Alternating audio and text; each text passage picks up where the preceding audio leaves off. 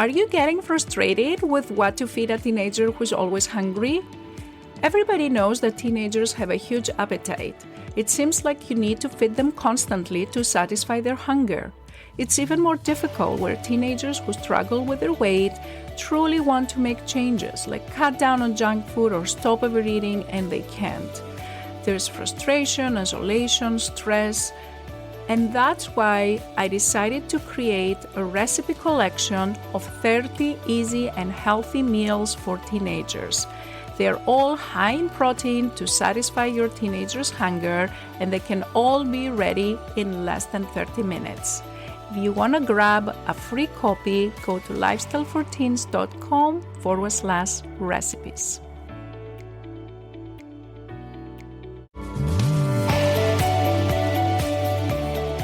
Are you getting frustrated with what to feed a teenager who's always hungry? Everybody knows that teenagers have a huge appetite. It seems like you need to feed them constantly to satisfy their hunger. It's even more difficult where teenagers who struggle with their weight truly want to make changes, like cut down on junk food or stop overeating, and they can't. There's frustration, isolation, stress, and that's why I decided to create a recipe collection of 30 easy and healthy meals for teenagers. They're all high in protein to satisfy your teenager's hunger, and they can all be ready in less than 30 minutes. If you want to grab a free copy, go to lifestyleforteens.com/recipes.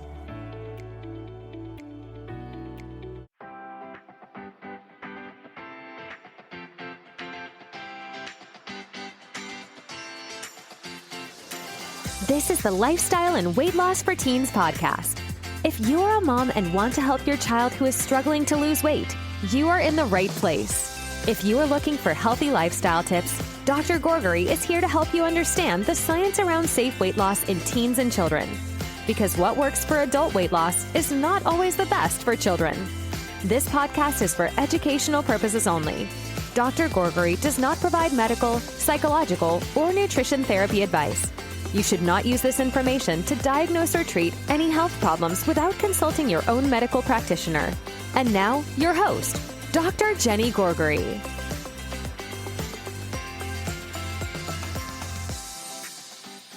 Good morning, everyone. How are you? This is Dr. Gourgari. I'm here again to present to you another manuscript, another piece of excellent science that was done in children that were overweight.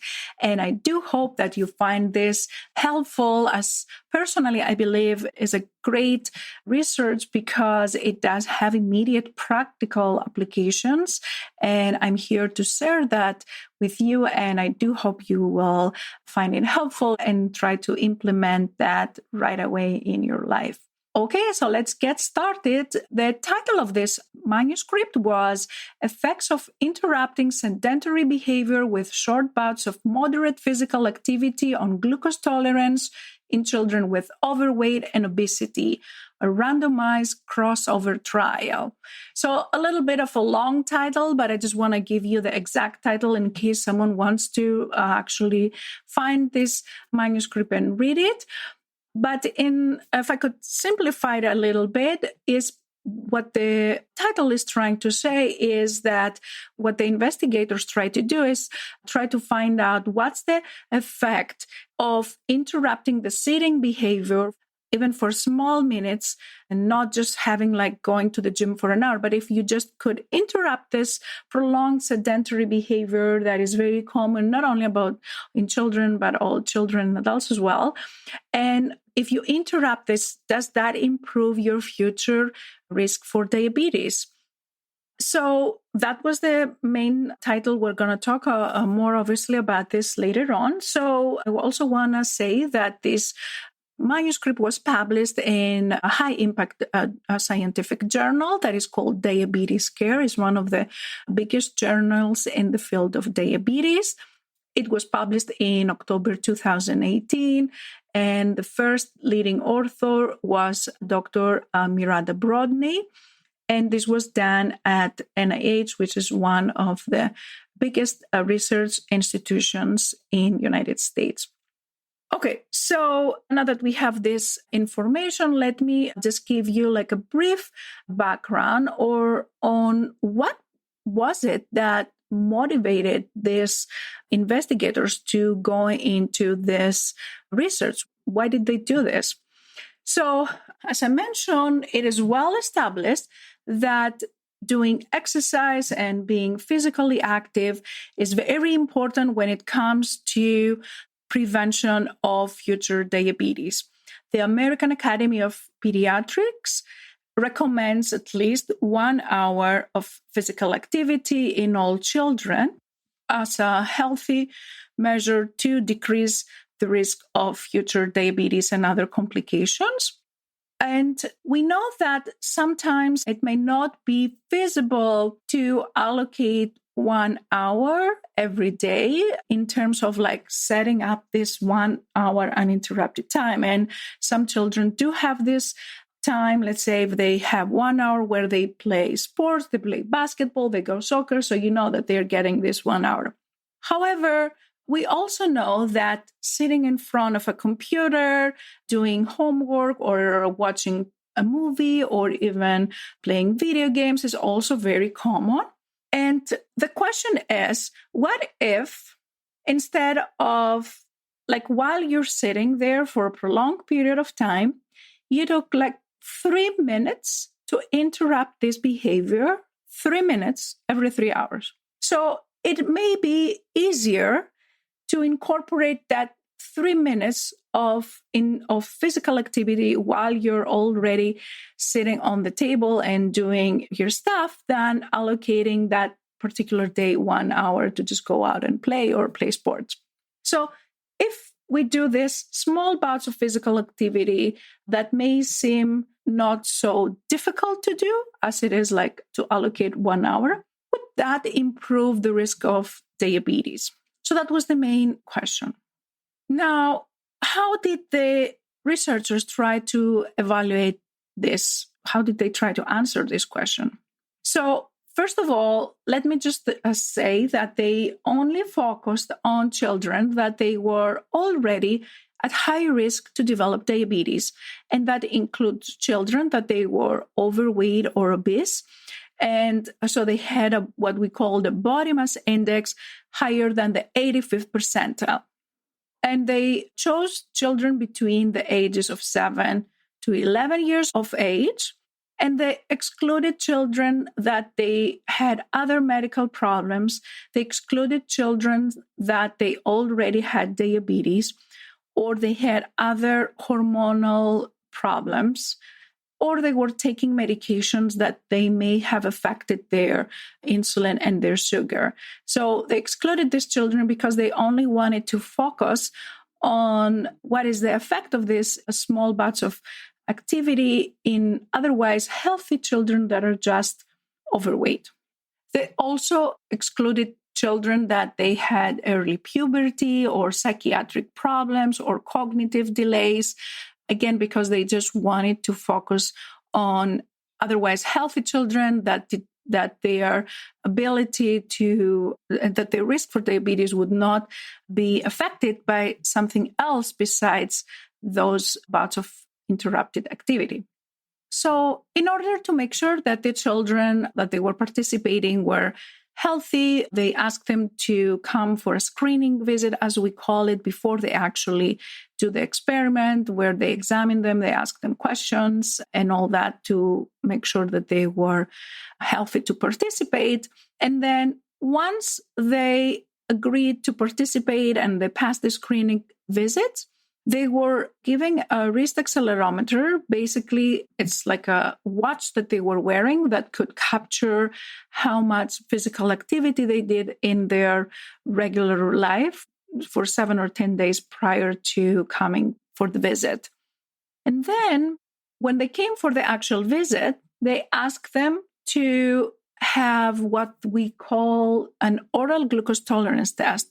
And what is this test? Basically, they gave the children a certain amount of sugar to drink.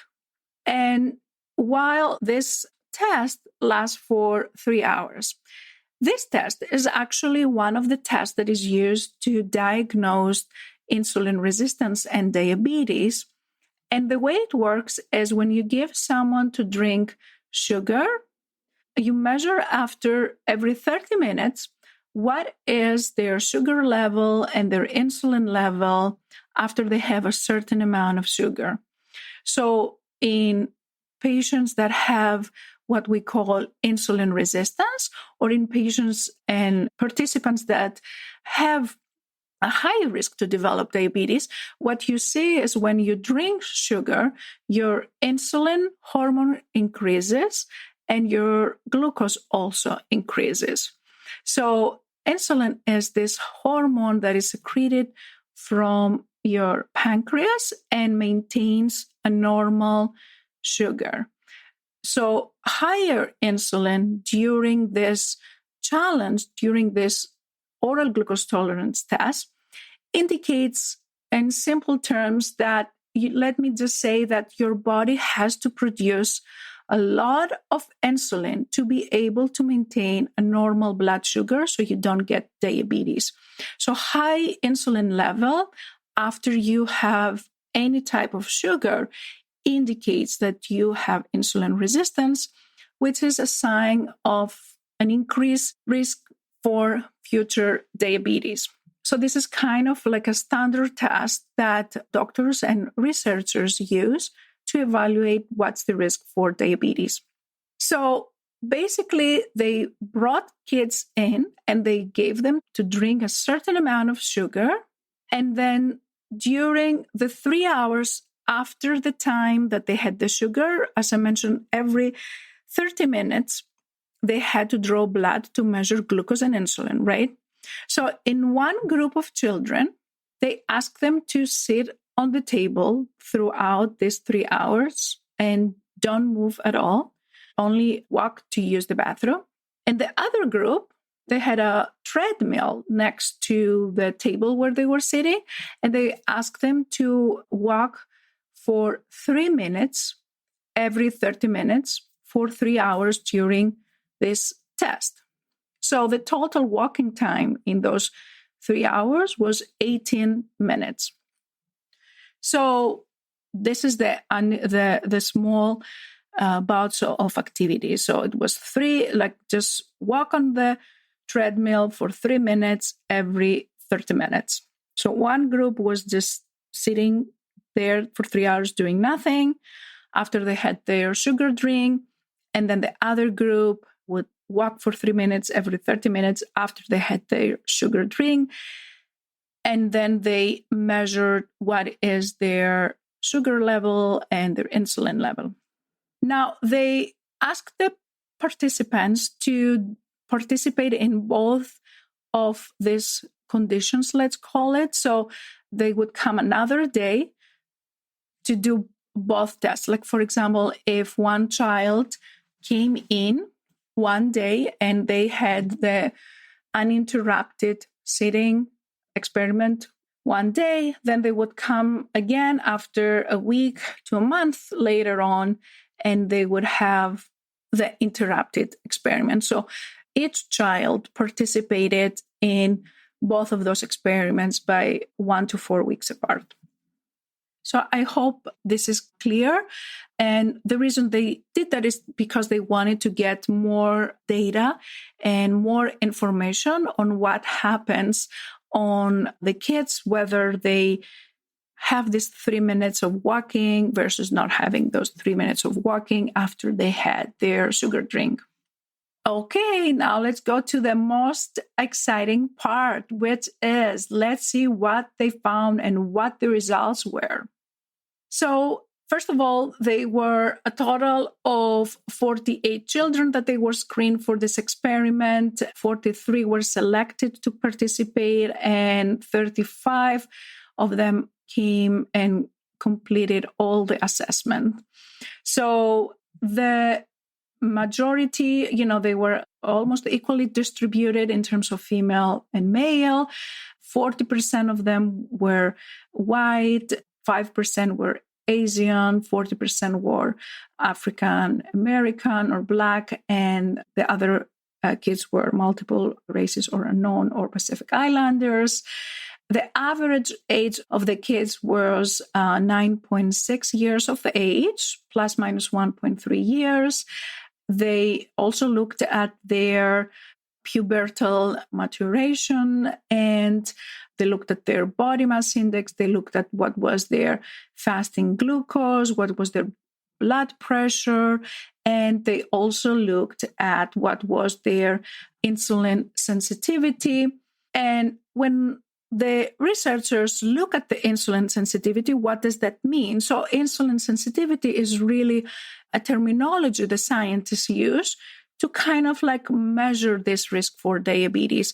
So higher insulin sensitivity indicates lower risk for diabetes. And there are specific mathematic formulas that researchers can use to assess this risk based on how high does your sugar and your insulin go after you have a certain amount of a sugary drink.